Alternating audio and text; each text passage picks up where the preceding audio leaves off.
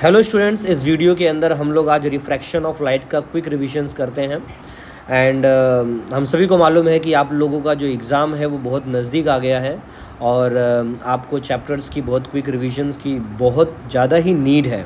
ठीक है, तो चलिए हम लोग फटाक से इस चैप्टर के बारे में फटाफट बोर्ड के पर्सपेक्टिव से क्वेश्चंस क्या क्या पूछे जाएंगे और क्वेश्चंस कैसे फ्रेम होंगे, उसका आंसर क्या लिखोगे आप, वो सारी चीज़ें इसके अंदर हम लोग देखते हैं।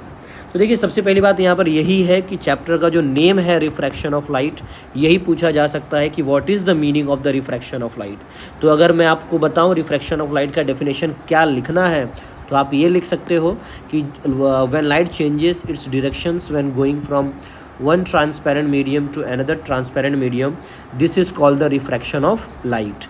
अगर इसको मैं डायग्राम के हेल्प से आपको समझाऊं तो इसके अंदर आप देख सकते हो कि जो यहाँ पर ब्लू कलर का जो लाइन है ए बी, वो इंसिडेंट हुआ है ग्लास के सरफेस पे एंड ये लाइट ट्रैवल कर रहा है फ्रॉम एयर मीडियम। अब वो एंटर करेगा नेक्स्ट मीडियम में, मतलब सेकेंड मीडियम में एंटर करेगा जो कि है ग्लास। ठीक है, तो जब वो इंसिडेंट करता है ग्लास के सरफेस पे, तो वहाँ पर मैं एक नॉर्मल रे बनाने वाला हूँ, नॉर्मल, जो कि 90 डिग्री का स्टूडेंट्स बनता है। ठीक है, वो आपको बनाना ही है। एंड जब वो रे ग्लास के अंदर एंटर करता है तो उसको ये डैश लाइन फॉलो करना होता है, बट वो रे बैंड हो जाता है। मतलब यहाँ पर आप देख सकते हो कि जब लाइट एक मीडियम से जब दूसरे ट्रांसपेरेंट मीडियम में एंटर करता है, वो अपने डायरेक्शन को चेंज करता है और इसी कंसेप्ट को, इसी फेनोमेनन को हम कहते हैं रिफ्रैक्शन ऑफ लाइट। फिर यहाँ पर देख सकते हो कि जब लाइट ग्लास से एयर के मीडियम में जब वो एंटर करता है, तो यहाँ पर भी आपको बेंडिंग ऑफ लाइट आपको देखने को मिल सकता है, जिसको हम कहते हैं इमर्जेंट एंगल। जो इंसिडेंट रे जो है उसको हम इंसिडेंट एंगल कहेंगे with respect to the normal. अब जब लाइट सेकेंड मीडियम में एंटर करता है, ग्लास के मीडियम में एंटर करता है, तो नॉर्मल के रिस्पेक्ट में जब हम एंगल यहाँ पर ड्रॉ करते हैं, इसको हम कहते हैं रिफ्रैक्टेड एंगल। तो सबसे पहला क्वेश्चन यही पूछा जाता है, what is the refraction of light. देखिए, और यहाँ पर एक और क्वेश्चन बन के आता है, बहुत बेसिक लॉ है ये, जिसको हम कहते हैं लॉज ऑफ रिफ्रैक्शन। देखिए स्टूडेंट्स, यहाँ पर लॉज ऑफ रिफ्रैक्शन में यहाँ पर आपको दो लॉ दिए गए हैं, पहला लॉ एंड सेकेंड लॉ, मतलब first law and second law. यहाँ पर जो फर्स्ट लॉ है, आपको सिंपल क्या लिखना है फर्स्ट लॉ में, आप देख सकते हो कि the incident ray, the refracted ray and the normal are in the same plane. ये आपका फर्स्ट लॉ है। And second law is that कि the ratio of sine I to sine R is a constant. Here I is the angle of incident and R is the angle of refraction. आप इस second law को Snell's law से भी आप जानते हो और जानोगे। और ये ग्रीन बॉक्स आपको दिखाई दे रहा है, ये ग्रीन बॉक्स सिर्फ और सिर्फ स्नेल्स लॉ को ही डेडिकेटेड है। यहाँ पर आप देख सकते हो sine i upon sine r are टू जो कांस्टेंट है, वो जो कांस्टेंट वैल्यू आएगा उसको हम कहते हैं रिफ्रैक्टिव इंडेक्स। ठीक है, एंड यहाँ पर कमाल की बात यहाँ पर ये है स्टूडेंट्स कि जब भी लाइट एक मीडियम से दूसरे मीडियम में ट्रैवल करेगा तो वहाँ पर बैंड होगा, और कितने अमाउंट में वो बैंड होगा, वो मीडियम किस तरीके से बिहेव करेगा उस लाइट के साथ, उसको हम मेजर करते हैं रिफ्रैक्टिव इंडेक्स से। देखिए स्टूडेंट्स, ये जो आप पैराग्राफ जो आप देख रहे हो, ये बहुत ही इम्पॉर्टेंट पैराग्राफ है। यहाँ पर मैं मार्क कर रहा हूँ, बॉक्स बना रहा हूँ। ठीक है, ये पैराग्राफ फिलिंग द ब्लैंक्स के फॉर्म में भी आपसे पूछा जा सकता है कि मैं इस पैराग्राफ को प्रॉपर तरीके से रीड कर रहा हूँ स्टूडेंट्स। देखिए यहाँ पे लिखा है, the change in the direction of a light रे while entering different media is different. ठीक है, तो जो भी लाइट रे, देखिए लाइट रे अलग अलग मीडियम में एंटर करेगा, तो उस अलग अलग मीडियम में अलग अलग रिफ्रैक्शन, मतलब अलग अलग बेंडिंग आपको देखने को मिलेगा, क्योंकि उनकी जो रिफ्रैक्टिव इंडेक्स होती है वो अलग अलग होती है, मतलब डिफरेंट होती है, so that it is related with the refractive index of the medium. ठीक है, एक और कमाल की बात यहाँ पर ये है कि the value of the refractive index is different for different media and also for light of different colour for the same medium. हमें ये बात मालूम है स्टूडेंट्स कि वाइट लाइट जो होता है वो 7 कलर से बनता है, जिसको हम कहते हैं विबग्योर। ठीक है, तो इस बात का आप ध्यान रखें, अगर मीडियम सेम है फिर भी इस डिफरेंट कलर ऑफ लाइट्स के लिए डिफरेंट बैंडिंग होता है और उनकी डिफरेंट रिफ्रैक्टिव इंडेक्स की वैल्यू हो सकती है। ठीक है, और यहाँ पर आगे का पॉइंट जो लिखा है कि the refractive indices of some substances with respect to the vacuum are given in the table. वो आपको टेबल में आपको देखने को मिलेगा, ठीक है। लेकिन एक कमाल की बात यहाँ पर ये है स्टूडेंट्स कि जब हम लोग किसी भी मटेरियल का रिफ्रैक्टिव इंडेक्स वैक्यूम के रिस्पेक्ट में कैलकुलेट करते हैं, उसको हम कहते हैं एब्सोल्यूट रिफ्रैक्टिव इंडेक्स। तो स्टूडेंट्स इस बात को जानें कि अगर पेपर में ये पूछा गया कि what is the meaning of the absolute refractive index, तो आप इधर से लेकर आप definitions the refractive index of medium से लेकर आप यहाँ तक लिख सकते हो, ठीक है। चलिए इसको मैं मार्क कर देता हूँ प्रॉपर तरीके से। यहाँ पे प्रॉपर तरीके से रेड कलर की मार्किंग में कर देता हूँ, वाटर मार्क कर देता हूँ ये वाला, ठीक है। चलिए एक बहुत कमाल की पॉइंट यहाँ पर ये भी लिखी गई है स्टूडेंट्स कि refractive index depend on the velocity of light in the medium, ठीक है। यहाँ पर कमाल की बात स्टूडेंट्स ये है, यहाँ पर मैं लिख कर देता हूँ। देखिए लिखने से पहले एक और बात मैं आपसे यहाँ पर बता देता हूँ कि कभी कभार इस टेबल में से आपको रिफ्रैक्टिव इंडेक्स पूछा जा सकता है in the form of the filling the blanks और मैच द कॉलम्स में आपसे पूछा जा सकता है। जैसे कि यहाँ पर एयर का पूछा जा सकता है, आइस का पूछा जा सकता है, अल्कोहल वाटर का, कभी कभार तो डायमंड का पूछा गया है, रूबी का भी पूछा जाता है, ठीक है। तो इसको एक बार आप देख लें, ठीक है। तो चलिए यहाँ पर एक कमाल की बात यहाँ पर बताता हूँ कि जब भी लाइट एक मीडियम से दूसरे मीडियम में एंटर करता है उसकी वेलोसिटी भी चेंज होती है, ठीक है। और वेलोसिटी चेंज के हेल्प से ही हम लोग रिफ्रैक्टिव इंडेक्स को हम कैलकुलेट कर सकते हैं। तो चलिए यहाँ पर सबसे पहला जो यहाँ फॉर्मूला दिया गया उसको देख लेते हैं। ये आपको दिखाई दे रहा है कि रिफ्रैक्टिव इंडेक्स यहाँ पर n से डिनोट किया गया है और बेस पे 2 लिखा है और यहाँ पर लेफ्ट हैंड साइड के पावर पे 1 लिखा है। तो स्टूडेंट जो यहाँ पे 2 लिख रहा है और यहाँ पर जो 1 लिखा हुआ है इसको हम ऐसे रीड करते हैं कि refractive index refractive index of the second medium with respect to the first medium, ठीक है। तो जो फर्स्ट मीडियम जो ऊपर लिखा गया है तो उसको हम लोग न्यूमरेटर में ही लिखेंगे कि velocity of light in a medium 1, और जो बेस 2 में लिखा है उसको हम डिनोमिनेटर में लिखेंगे velocity of light in medium 2। लेकिन इस बात का ध्यान रखें कि हम लोग मीडियम जो डिनोमिनेटर में जो मीडियम को हम लोग लेते हैं वही मीडियम की हम लोग रिफ्रैक्टिव इंडेक्स कैलकुलेट करते हैं, बस यही आप ध्यान रखें, ठीक है। और अगर मैंने ऐसा लिख दिया, समझ लो मैंने ऐसा लिख दिया कि रिफ्रैक्टिव इंडेक्स, देखो यहाँ पर प्रॉपर तरीके से यहाँ पर दिखाया गया फॉर्मूले में कि refractive index of the first medium with respect to the second medium. तो सेकंड मीडियम का जो है उसकी वेलोसिटी मैं न्यूमरेटर में लिखा हूँ और फर्स्ट मीडियम की वेलोसिटी में नीचे लिखा हूँ, डिनोमिनेटर में लिखा हूँ। तो हम लोग refractive index basically first medium का यहाँ पर निकाल रहे हैं जिसकी वेलोसिटी हम लोग डिनोमिनेटर में लेते हैं, ठीक है। तो इस बात का ध्यान रखें कि इस तरीके से उसको रीड किया जाता है और डिनोट किया जाता है। और आगे अगर हम लोग न्यूमेरिकल सॉल्व करेंगे तो जब हम न्यूमेरिकल सॉल्व करेंगे तो ऐसे फॉर्मूले का उसमें यूज़ होगा, ठीक है। चलिए स्टूडेंट्स, इसके अंदर एक और बहुत कमाल की मतलब बात है। कभी कभार पेपर में ये भी पूछा जा सकता है with the help of the diagram. पहली बात तो यहाँ पर 3 प्रॉपर तरीके से आपको एक refraction of light in different media का एक बेसिक जियोमेट्री आपको एक्सप्लेन किया गया है। देखिए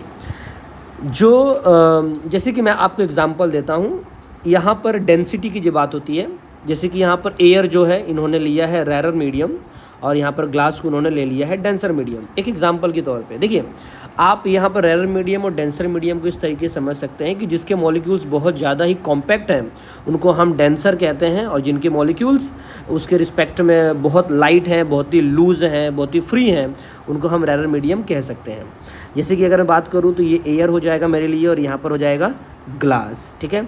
तो जब भी लाइट रेरर मीडियम से डेंसर मीडियम में आता है it get bend towards the normal. यहाँ पर एक पिंक कलर के लाइन में आप देख सकते हो लिखा गया स्टेटमेंट, तो ये डायग्राम का ये स्टेटमेंट है, ठीक है। और सेकंड थिंग यहाँ पर आप देख सकते हो कि जब भी लाइट डेंसर मीडियम से रेरर मीडियम में एंटर करता है it bends away from the normal. इस बात का आपको ध्यान रखना है, ठीक है। यहाँ पर डायग्राम नहीं बनाया गया तो मैं यहाँ पर एक स्लैब बना देता हूँ, और इस बात का ध्यान रखें कि when light is incident normally at the boundary between 2 media. जैसे कि मान लो कि ये लाइट सीधे एंटर करता है एक नॉर्मल जैसा, ठीक है, एक 90 डिग्री पे जब ये एंटर करता है तो लाइट में कोई भी बेंडिंग हमें दिखाई नहीं देता। तो ये भी आप समझें कि when a light ray is incident normally at the boundary between two media it does not changes its direction and hence does not get refracted. तो नॉर्मली का समझो कि ये एकदम स्ट्रेट सीधे वो एंटर कर रहा है, making angle 90 degree with the surface, ठीक है। तो ये तीनों डायग्राम्स का और इनके स्टेटमेंट्स को आप ध्यान में रखें, इनसे क्वेश्चंस पूछे जाते हैं। चलिए, अभी हमने रिफ्रैक्शन ऑफ लाइट तो देखा है, कंसेप्ट क्या है, फिनोमिनन क्या है, वो सारी चीज़ें हमने देख ली हैं। चलिए अब उसके हम लोग कुछ और भी फिनोमिनन देखते हैं जो कि रिफ्रैक्शन ऑफ लाइट से जुड़े हुए हैं। बहुत ही कमाल का यहाँ पर टॉपिक है ट्विंकलिंग ऑफ स्टार, ठीक है। लेकिन ट्विंकलिंग ऑफ स्टार से मैं सबसे पहले आपको ये एक्सप्लेन करता हूँ कि मिराज क्या होता है। देखिए आप बच्चों, बहुत सारे कार्टून्स में, हमने बहुत सारे मूवीज़ में ये देखा है कि रेगिस्तान में एक पर्सन भटक जाता है, अचानक से उसको पानी दिखाई देती है और उस मतलब तालाब दिखाई देता है, उसके नज़दीक जाता है और वो रेत पाता है। वो बेसिकली रियल लाइफ में भी हो सकता है और ऐसे फिनोमिनन को हम कहते हैं मिराज। और मिराज का बेसिक यहाँ पर अंडरस्टैंडिंग दिया गया है कि देखो यहाँ पर एक डेजर्ट दिया गया है और यहाँ पर हॉट एयर है और डेजर्ट से थोड़ा जो दूर है वहाँ उन्होंने कोल्ड एयर ले लिया है, मतलब सरफेस के नज़दीक थोड़ा सा हॉट एयर है और काफ़ी दूर थोड़ा सा यहाँ पर कोल्ड एयर है। तो जो भी यहाँ से रे आ रहा है उसको, मतलब जो भी यहाँ पे लाइट का जो रे हॉट एयर से कोल्ड एयर के मीडियम में जब एंटर करता है तो यहाँ पर डेंसिटी का डिफरेंस होने की वजह से मीडियम में डेंसर और रेयरर का एक डिफरेंस क्रिएट होता है, जिसके वजह से रे ऑफ लाइट इस तरीके से बैंड हो जाता है।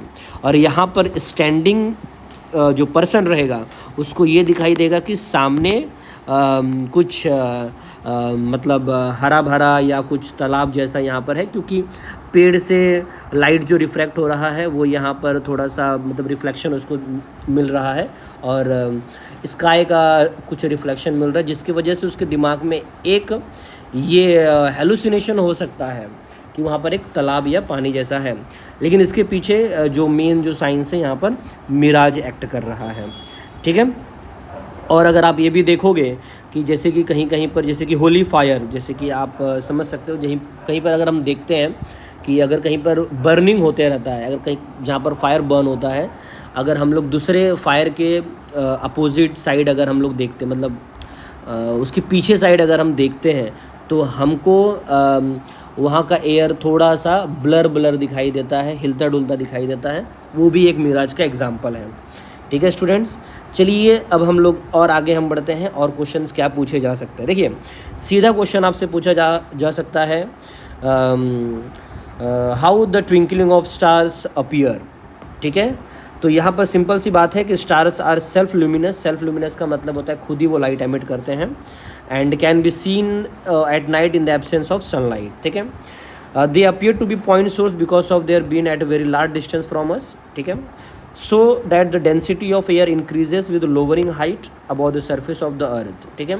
जैसे जैसे अर्थ के आप सरफेस के नज़दीक आते जाओगे वैसे वैसे एयर की डेंसिटी बढ़ते जाती है और जैसे जैसे आप सरफेस से दूर जाते हो वैसे वैसे एयर की डेंसिटी कम हो जाती है। तो यहाँ पर आप बेसिक तरीके से समझ सकते हो कि यहाँ पर डेंसिटी का डिफरेंसेस बहुत सारा है, बहुत ज़्यादा है।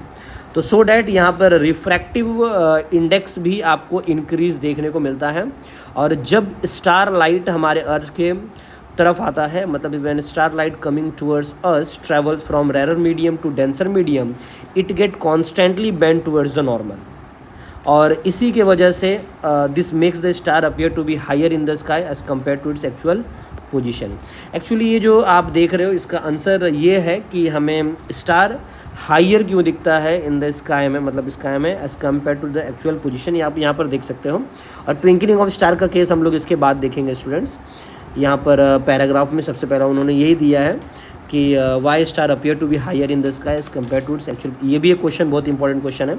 आप देख सकते हो कि यहाँ पर है स्टार, ठीक है, और स्टार्स की जो लाइट है वो इस तरीके से बैंड हो जाती है और सामने वाला पर्सन को स्ट्रेट दिखता है और इसको स्टार्स यहाँ पर दिखता है। तो इसके कंपैरिजन में स्टार्स थोड़ा सा हाइयर यहाँ पर दिख रहा है और इसका रीज़न यही है, increasing of refractive index when you come towards the surface of the earth. ठीक है, यहाँ पर आपको ये भी देखने को मिलेगा और ये डायग्राम भी बहुत कमाल का है, आप डायग्राम देख सकते हो। ठीक है, अगर देखो जैसे कि अभी हम लोग कहीं पर जाते हैं, अगर सनसेट देखते हैं तो इस बात को समझो कि जो सनसेट है वो पहले से ही सेट हो चुका है, बट आपको रिफ्रैक्शन ऑफ लाइट के फिनोमिनन के वजह से आपको सन अभी तक सेट होते दिखाई दे रहा है। ठीक है, ये होता है होराइज़न। होराइज़न के नीचे जब सन मतलब चला जाता है तो उसकी जो लाइट आती है वो बैंड हो जाती है, बैंड होने के बाद होराइज़न के ऊपर से वो आती है और जिसकी वजह से हमें ये सन यहाँ पर दिखाई दे रहा है, बट ये ऑलरेडी सेट हो चुका है। तो ये भी एक फिनोमिनन है रिफ्रैक्शन ऑफ लाइट का ही। तो चलिए यहाँ पर फाइनली ये जो क्वेश्चन आप देख रहे हो कि star appear to be twinkling, ये कैसे है, देखिए आप देख सकते हो कि the apparent position of the star keeps changing a bit, this is because of the motion of atmospheric air and changing air density and temperature. Because of this refractive index of air keeps changing continuously, because of this change the position and brightness of the star keep changing continuously and the star appears to be twinkling. ठीक है, तो चलिए अब हम बढ़ते हैं next question पे कि we do not see twinkling of planet. क्यों? Because of planets are much closer to us compare to the star, they therefore do not appear as a point source but appear as a collection of point source। तो अगर वहाँ से light reflect होकर अगर हमारे पास आ भी रहा है तो वहाँ से ऐसा हम नहीं कह सकते कि एक सोर्स से पॉइंट मतलब लाइट आ रहा है, बहुत सारे सोर्सेज से वहाँ पर लाइट आ रहे हैं हमारी तरफ और उसमें अगर चेंजेस भी होता है तो भी because of changes in atmospheric refractive index the position as well the brightness of the individual planet point source change, but the average position और टोटल जो ब्राइटनेस होता है वो अनचेंज हमें फील होगा, मतलब हम उसको अनचेंज हमें दिखता है, एक एवरेज अगर हम निकालें, इसीलिए हमें प्लैनेट्स ट्विंकलिंग नहीं दिखते हैं। और ये सनराइज़ और सनसेट का जो मैंने आपको यहाँ पर बताया है ये भी क्वेश्चंस पूछा जा सकता है।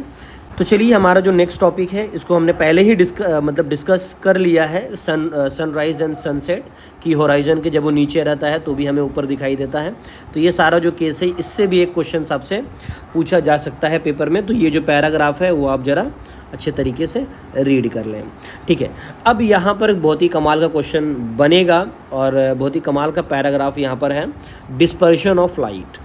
तो आप डिस्पर्शन ऑफ लाइट को इस प्रिज्म से समझ सकते हो कि मान लीजिए हमारे पास एक ग्लास का प्रिज्म है और यहाँ से एक सनलाइट एंटर करता है और एंटर करने के बाद सनलाइट जो होता है, मान लो वो वाइट लाइट है sunlight, and that white light is made with 7 colour, और वो सारा का सारा 7 कलर आपको यहाँ पर सेपरेटली आपको दिखने को मिल सकता है।